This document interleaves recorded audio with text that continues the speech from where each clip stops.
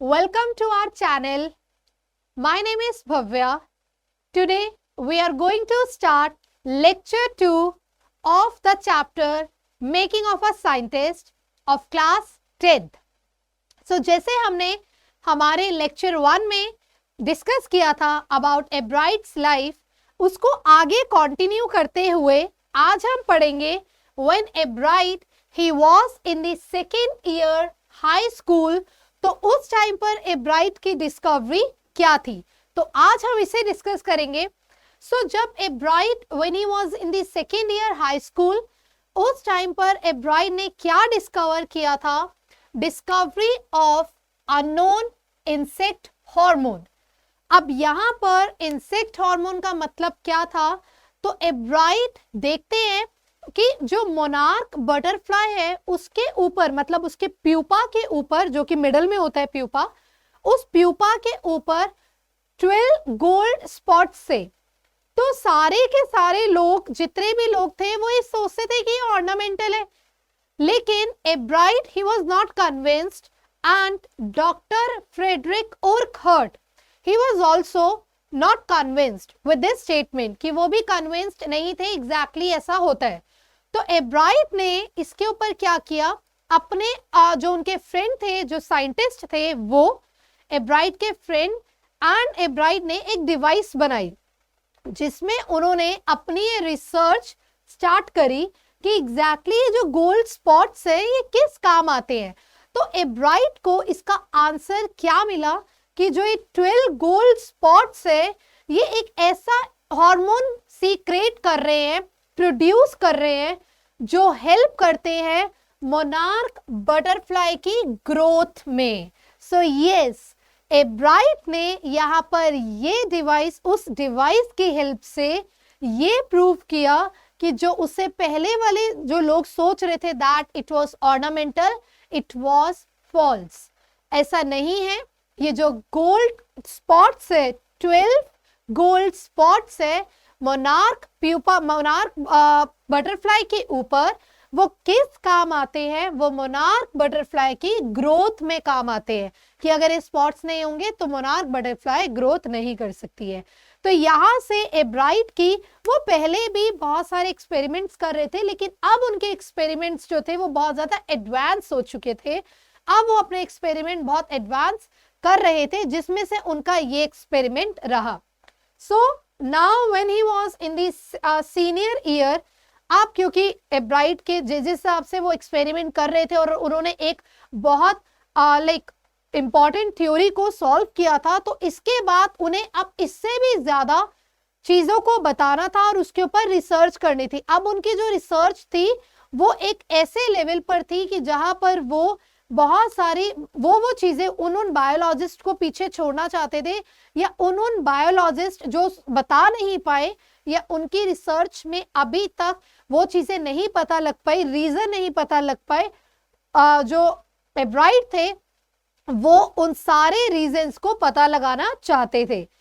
So when he was in the senior year, grew cell from monarchs wing in a culture.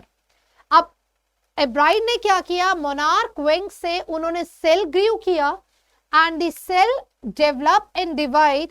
अब इसमें उन्होंने इस अपने experiment में, अपनी इस रिसर्च में क्या शो किया? उन्होंने ये शो किया कि जब तक कि कोई भी नॉर्मल बटरफ्लाई बनने के लिए, जब तक वो नॉर्मल बटरफ्लाई को उसको फीड नहीं करवाया जाएगा गोल्ड स्पॉट्स में से, उसको गोल्ड स्पॉट्स के जो हार्मोन है, जो उन्होंने इससे पहले वाली अपनी एक्सपेरिमेंट में बताया था, कि जब तक गोल्ड स्पॉट्स के हार्मोन को फीड नहीं करवाया जाएगा बटरफ्लाई को, मोनार्क बटरफ्लाई को, तो तब तक वो एक नॉर्मल बटरफ्लाई नहीं बन सकती. मोनार्क बटरफ्लाई नहीं, एक नॉर्मल बटरफ्लाई जो है वो नहीं बन सकती है जब तक वो बटरफ्लाई फीड नहीं करेगी हार्मोन जो कि सीक्रेट कर रहा है, प्रोड्यूस कर रहे हैं वो 12 गोल्ड स्पॉट्स.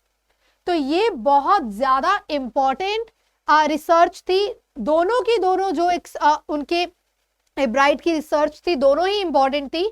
और उन्होंने, अब जैसे कि आप साइंस स्टूडेंट, आप क्योंकि साइंस भी पढ़ते हैं तो आपको पता होगा कि कल्चर क्या होता है, अगर नहीं भी पता तो थोड़ा बहुत मैं आपको बता देती हूँ कि कल्चर क्या होता है कि जिसके अंदर आप एक सेल से बहुत सारे सेल्स बना सकते हो। यहाँ पर देखा सेल्स डेवलप, किसी एक सेल से आप बहुत सारे सेल्स को बना सकते हो, वही किया था एब्राइट ने। ठीक है, यहाँ पर अब उसके बाद सबसे इंपॉर्टेंट जो कि आपकी चैप्टर की स्टार्टिंग में ही है कि उनकी जो थ्योरी थी अबाउट सेल लाइफ, अब हम उस मेन थ्योरी पर आ रहे हैं एब्राइट की, क्योंकि उनका जो जर्नी स्टार्ट हुई थी वो तो बटरफ्लाई से स्टार्ट हुई थी, लेकिन उसके बाद वो कैसे कैसे उन्होंने बटरफ्लाई कलेक्शन से, कि बटरफ्लाई कलेक्टेड करते करते अपने इंटरेस्ट को डेवलप करते हुए वो कहां तक आए, और उसके बाद उन्होंने new theory of cell life क्या बताई। So the question is how the cell can read the blueprint of its DNA.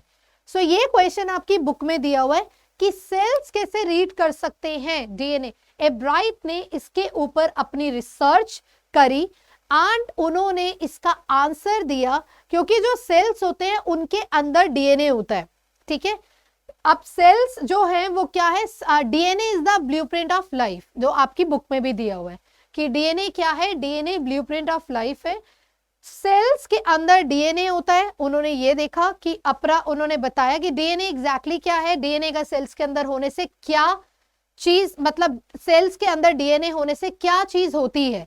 तो यस, सेल्स के अंदर डीएनए होने से, जबकि जैसे कि अगर टॉल, शॉर्ट, फेयर, ये सारी की सारी चीजें किसकी वजह से होती है, डीएनए की वजह से होती है।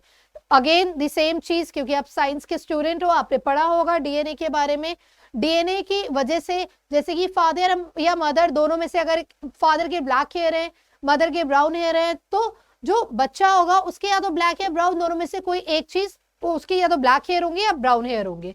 तो वो किस वजह से, वो just because of the DNA.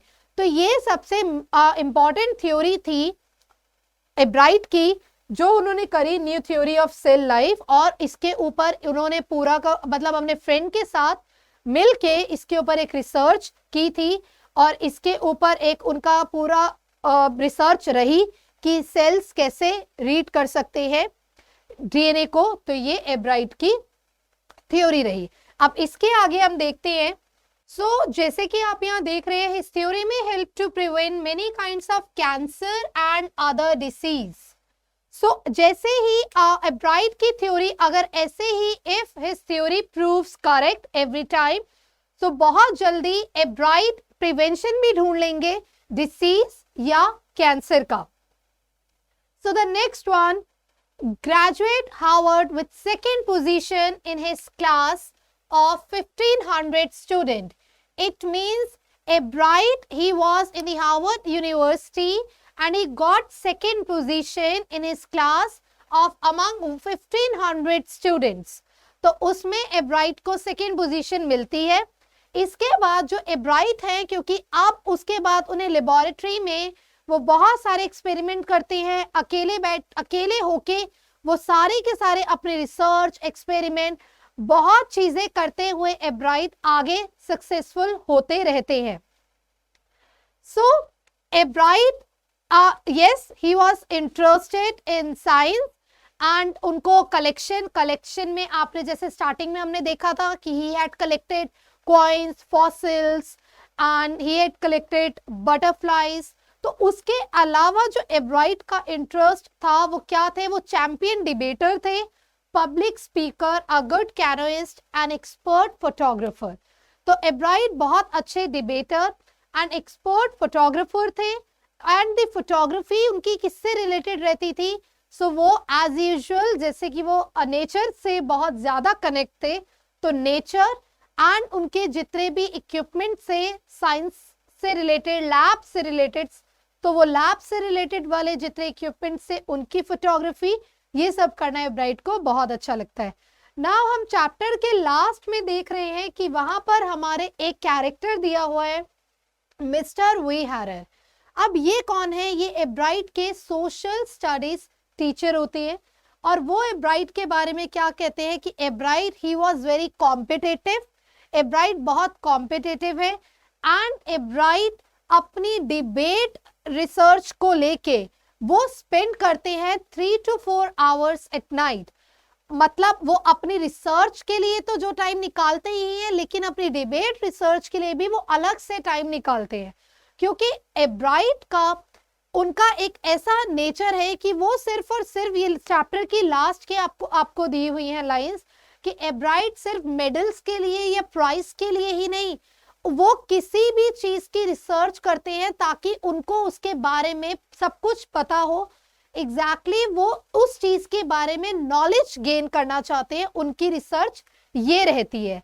तो मिस्टर वी हैरर वो बताते हैं एब्राइट के बारे में, और एब्राइट को वो मतलब अप्रिशिएट करते हैं कि एब्राइट एक बहुत अच्छे साइंटिस्ट, एंड एब्राइट जो है वो कभी भी प्राइज को लेके नहीं, yes he got so many medals and वो इंटरनेशनल लेवल पर भी जाते हैं, लेकिन फिर भी एब्राइट कभी भी प्राइज के पीछे नहीं भागते हैं, वो सिर्फ और सिर्फ चीजों को सीखना चाहते हैं एंड उस चीज की डीप नॉलेज लेना चाहते हैं। सो द लास्ट पैराग्राफ जिसमें आपके बुक का नाम दोबारा से दिया हुआ है, the travel of monarch 10। So again ये आपकी बुक का नाम दिया हुआ है क्योंकि यहां से ही एब्राइट के लिए world of science it means उनका एक न्यू उन्हें मतलब एक लाइफ मिलती है इस बुक के बाद ही, जिसकी वजह से वो डॉक्टर फ्रेडरिक को लेटर लिखते हैं and he got so many ideas, और उस आइडियाज के ऊपर ही एब्राइट एवरी ईयर कुछ ना कुछ प्रूव करते हैं। So this is the chapter, and हमारा ये चैप्टर यहाँ पर ही खत्म होता है, the making of a scientist. So thank you class.